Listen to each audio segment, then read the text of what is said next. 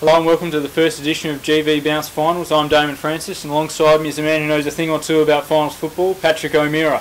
That's totally untrue, but I'll certainly take it. First game we're going to look at this week is the elimination final between Mooroopna and Seymour at Victoria Park in Echuca.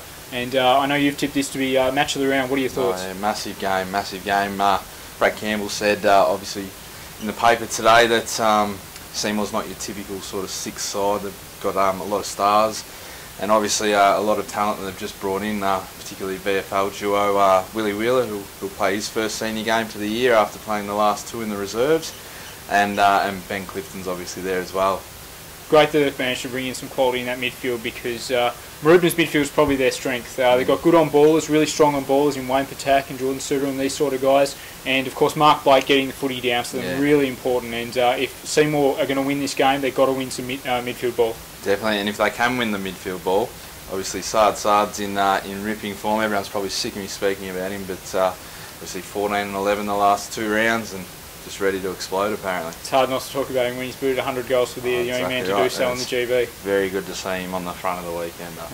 Very impressive. So the second match we'll be going to this week is at Deakin Reserve between Shepparton United and Mansfield. And you've backed an upset here. Tell me about that. I have backed an upset. Obviously Mansfield haven't beaten a top four side this year, but this could be the week.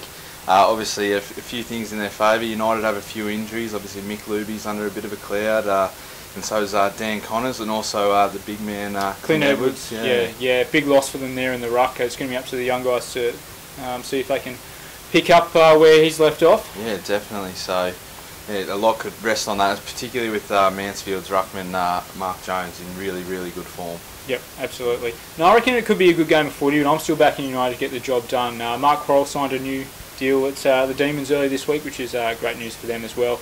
And the last game we're going to talk about is, of course, between Tatura and Rochi, the top two sides at Tatura, so home ground advantage.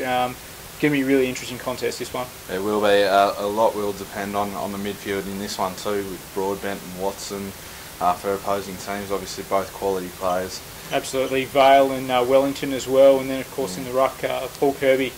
Just took out the Shep News Award the other day. Fantastic season from him. And Rochi got the job done against Tatura last time, so it's going to be interesting to see how they pick back up from that one. Should be a ripper. All right. And that's all we've got for the first week of finals. It's going to be a ripper. Get along to your local ground and check it out.